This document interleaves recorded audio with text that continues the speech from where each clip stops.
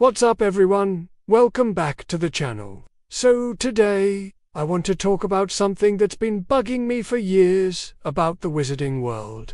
And honestly, I can't believe more people aren't talking about this. We're diving into wizarding healthcare. And guys, it is messed up. Like we're talking about a world where they can literally regrow your bones overnight. But somehow if you're poor, you're just screwed. Yeah.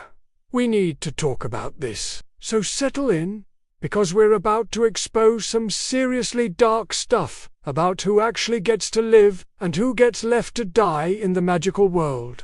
Okay, so let's just start with how absolutely insane wizarding medicine is. Like, I'm talking about a world where Madame Pomfrey can literally regrow Harry Potter's entire arm bones in one night using Skele-Gro potion. One night. Do you understand how crazy that is? And Snape? Say what you want about the guy, but he can whip up a bezoar that'll cure pretty much any poison instantly. Phoenix tears, they can heal fatal wounds. Unicorn blood keeps you alive, even when you're basically dead.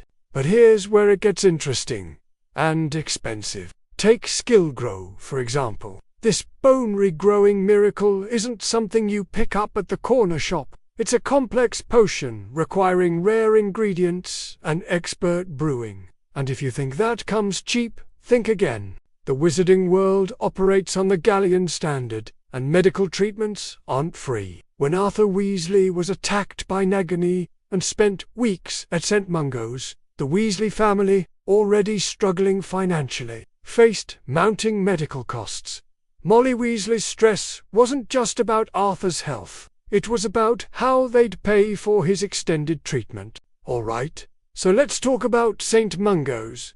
Basically the wizarding world's version of a major hospital. This place was founded by some guy named Mungo Bonham back in the 1600s. And honestly, it's pretty impressive. We're talking about a hospital where the waiting room portraits can literally diagnose you just by looking at you. That's some next-level medical tech right there. St. Mungo's is organized into multiple floors, each specializing in different magical ailments. Floor 1 handles creature-induced injuries, dragon burns, unicorn horn wounds, Grindylow attacks. Floor 2 focuses on magical accidents and disasters. Floor 3 deals with potion and plant poisoning. Floor 4 handles spell damage, and Floor 5 handles permanent spell damage. But here's what's fascinating and telling about the system. When we visit St. Mungo's with Harry in Order of the Phoenix, we see a clear hierarchy. The Longbottoms' pure-blood war heroes have been receiving long-term care for over a decade. Their treatment for permanent curse damage is ongoing, expensive, and apparently covered somehow. Meanwhile, we see other patients waiting in overcrowded conditions. The message is clear. If you're important enough, connected enough, or wealthy enough, you get the premium treatment. If not, you wait. Now let's get into the economics of potions, because this is where it gets really messed up. These aren't just medicines, they're basically luxury goods with insane price tags. Take Wolfsbane Potion. This is literally the only thing that lets werewolves stay human during a full moon. And it's so expensive that most werewolves just can't afford it. Like, at all. So Snape mentions that Wolfsbane needs these super rare ingredients, and has to be brewed fresh every single month. We're talking powdered moonstone, aconite, unicorn, horn shavings, stuff that costs hundreds of galleons per batch. And remember, the Weasleys think 50 galleons is a lot of money. So we're talking about a monthly medical bill that's like 10 times what most families spend on groceries. And here's what really gets me. Remus Lupin was a freaking professor. This guy had a good education. He was smart, he had connections, and he still couldn't afford his own medication. He only got Wolfsbane because Snape basically gave it to him for free. And the second Snape left Hogwarts, cut off, done. No more medication, Do you guys realize how insane this is? We're talking about an entire group of people who are basically locked out of healthcare because they can't afford the one treatment that keeps them from being dangerous. It's not just unfair. It's creating a public health crisis. Okay, now we need to talk about something that the wizarding world definitely doesn't want you to know about. Their two-tier healthcare system. Because, yeah, it's not just about money. It's about blood status too. And it's absolutely disgusting. So, remember when Harry hits Draco with Sectum Sempra? Kids literally bleeding out on a bathroom floor. And what happens? Snape shows up instantly and saves his life. No questions asked, no paperwork, no waiting in line. Just boom, immediate, expert medical care. But when other students got hurt by the same spell, they had to wait for Madame Pomfrey like everyone else. The Malfoys don't just have money, they have access to private healers. The best ingredients. Experimental treatments that regular people don't even know exist. And Lucius bounced back from Azkaban pretty fast for someone who spent time in wizard prison, which literally sucks out your soul. Makes you wonder what kind of premium rehabilitation services he had access to, right? And here's something interesting I noticed. When you look at the Black family tree, you see some family members died from dragonpox and other magical diseases. But the wealthier branches, way better survival rates.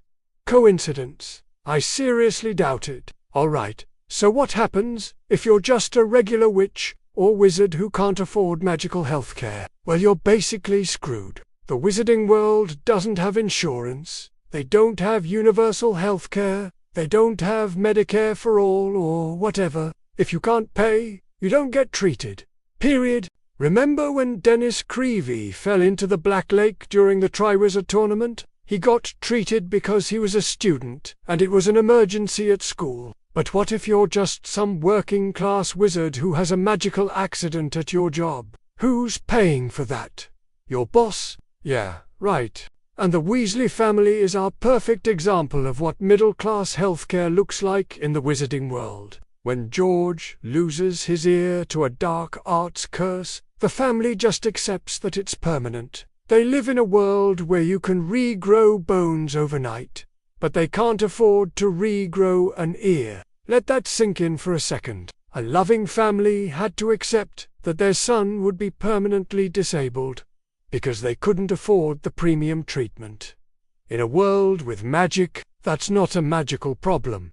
That's a systemic problem. So here's the thing about wizarding healthcare. It's got this weird split personality. Emergency care versus long-term treatment. And the quality of each depends entirely on who you are and what you can afford. Emergency care seems pretty fair, actually. When kids get hurt at Hogwarts, Harry's constant Quidditch injuries, tournament accidents, whatever, Madame Pomfrey patches them up, no questions asked. So if you're literally dying, they'll probably save you. But here's the catch. That emergency care only works if you're in the right place at the right time. Hogwarts students get Madame Pomfrey. Aurors get ministry, medical staff.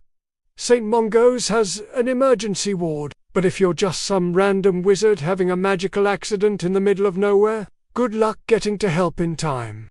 And long-term care, that's where the class system really shows its ugly face. The Longbottoms get world-class ongoing treatment for over a decade because they're war heroes. But what about some random person who got hit with the same curses but doesn't have that heroic status? I'm betting they're not getting the same level of care. Okay, so when you've got expensive healthcare, you're always going to get a black market. And the wizarding world's underground medical scene is darker than you probably want to know about. Nocturne Alley isn't just for dark arts stuff. It's also where desperate people go for cheap knockoff medical treatments. Fake healing potions, watered-down Skele-Gro, counterfeit bezoars that might work or might kill you. When people are facing medical bankruptcy, they'll try anything. And you know Mundungus Fletcher would totally be the guy selling discount healing potions out of the back of his cloak.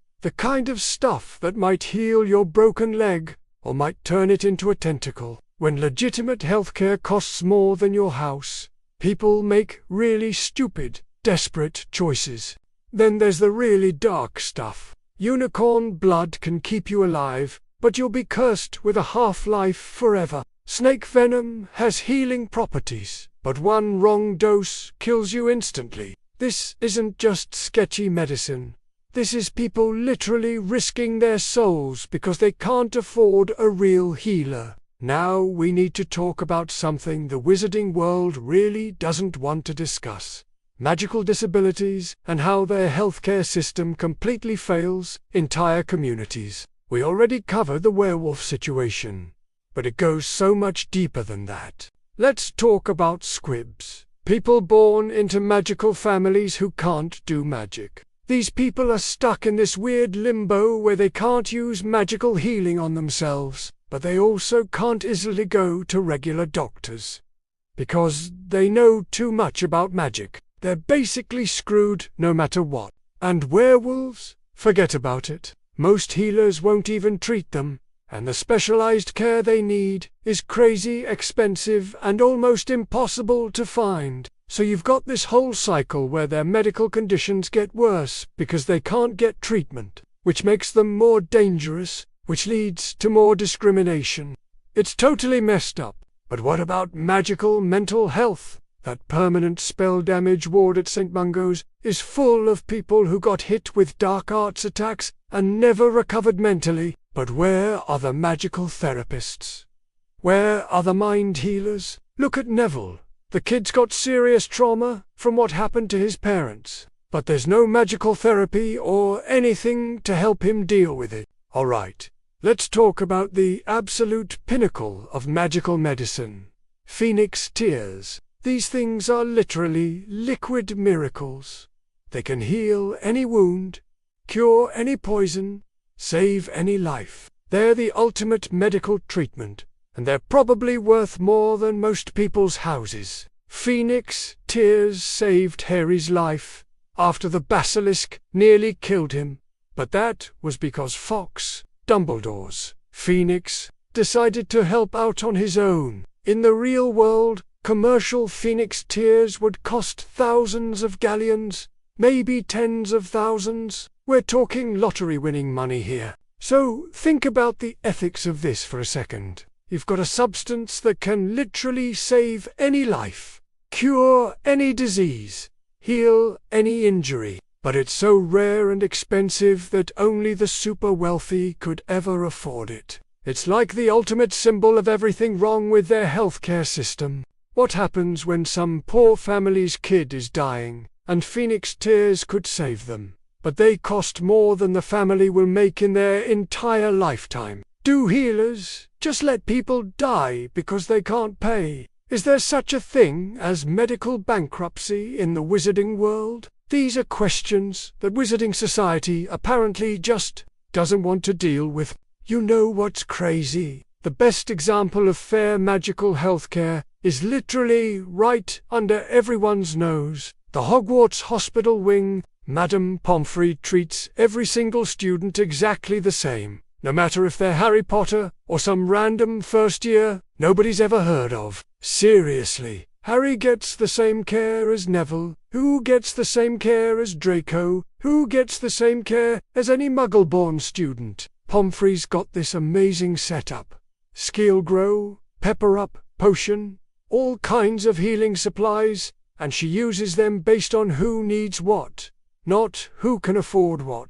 This proves that fair magical healthcare is totally possible. The knowledge exists, the supplies exist, the willingness to treat everyone equally exists. So why doesn't the rest of the wizarding world work this way? It's not a resource problem. It's a priorities problem. Imagine if all of St. Mungo's worked like Madame Pomfrey's hospital wing. Treatment based on medical need, not your bank account. If they considered magical healing a basic right instead of a luxury service, the wizarding world totally has the capability to do this.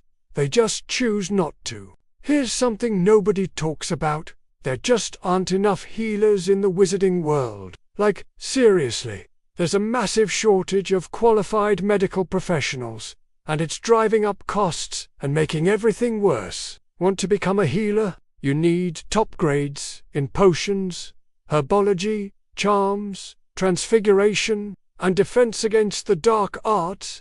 That's like getting into medical school times 10, plus you're dealing with dragon burns, curse damage, magical diseases, stuff that could literally kill you just by treating it. So you've got this crazy high barrier to entry, which means fewer healers, which means they can charge whatever they want, basic supply and demand, except people die when they can't afford treatment. And here's something that really bothers me. Most healers probably come from wealthy pure-blood families who could afford all that expensive education. So do they end up preferentially treating people from their own social circles? The whole system is rigged from the ground up, so every healthcare system has problems with malpractice and bad doctors, right? Well, the wizarding world takes this to a whole new level because you're dealing with magic. Like, when a regular doctor screws up, you might get the wrong medication. When a magical healer screws up, you might get turned into a plant.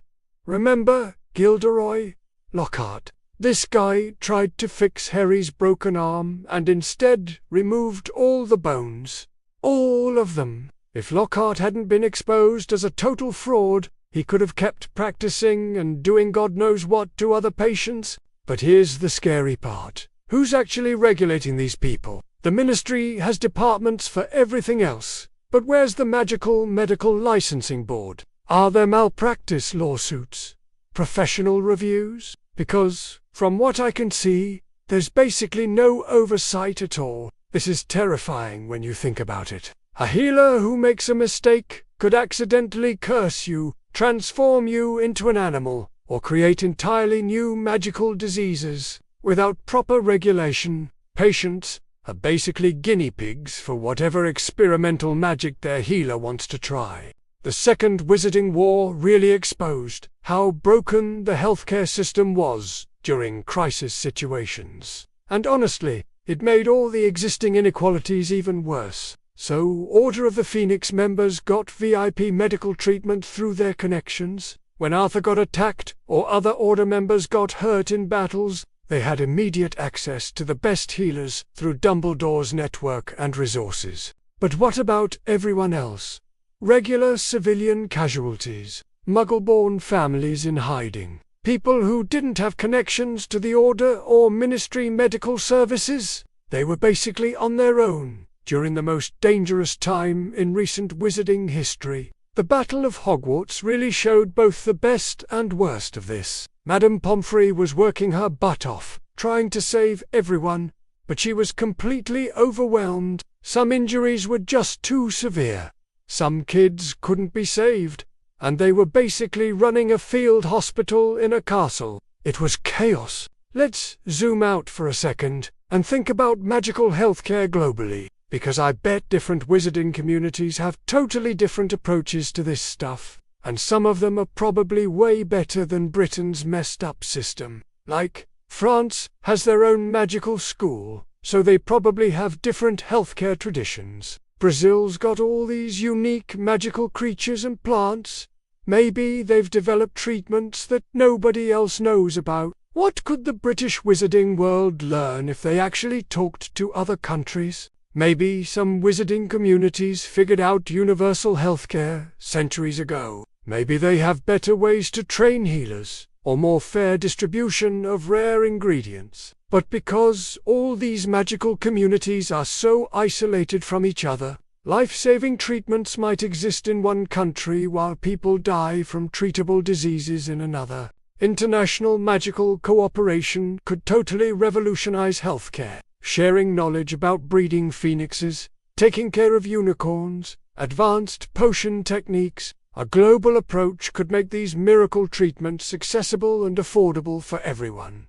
So where does magical healthcare go from here? The wizarding world stands at a crossroads between maintaining the status quo and revolutionizing their approach to medical care. The post-war wizarding world has an opportunity to rebuild their healthcare system from the ground up. They could establish universal access to magical healing, regulate dangerous practices, train more healers from diverse backgrounds, and ensure that life-saving treatments aren't limited to the wealthy elite. Imagine a world where Wolfsbane Potion is subsidized or free, where phoenix tears are cultivated sustainably and distributed based on medical need, where magical disabilities are supported rather than stigmatized, where every witch and wizard has access to the miraculous healing that magic makes possible. The magical world has solved problems that muggles can only dream of. They can regrow bones, cure most poisons, heal traumatic injuries in hours rather than months. They have the tools to create the most equitable, effective healthcare system in history. The question is whether they have the will to do it. Alright guys, so there you have it, the absolutely messed up truth about wizarding healthcare. A system that can literally perform miracles. But only if you've got the money and connections to access them. Where phoenix tears can save any life, but only if you're rich enough to afford them.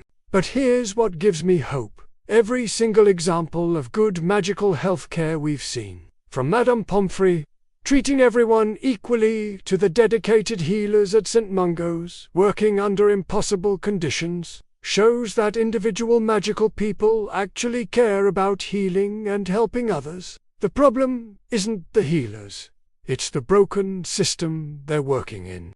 The wizarding world has literally everything they need to create truly universal, fair healthcare. They've got the magic, they've got the knowledge, they've got healers who genuinely want to help people. What they need is to stop prioritizing wealth over health, status over need, and profit over actually saving lives. So what do you guys think? Should the wizarding world get their act together and implement universal magical healthcare? How would you fix their completely broken medical system? Drop your thoughts in the comments below. And if this deep dive into the dark side of wizarding medicine blew your mind, smash that like button and subscribe for more videos exposing the truth about magical society. Until next time, I hope your health potions are always in stock, and may magical healing be available to everyone who needs it, not just the people who can afford it. Keep questioning everything, and remember, the most powerful magic might just be treating everyone equally.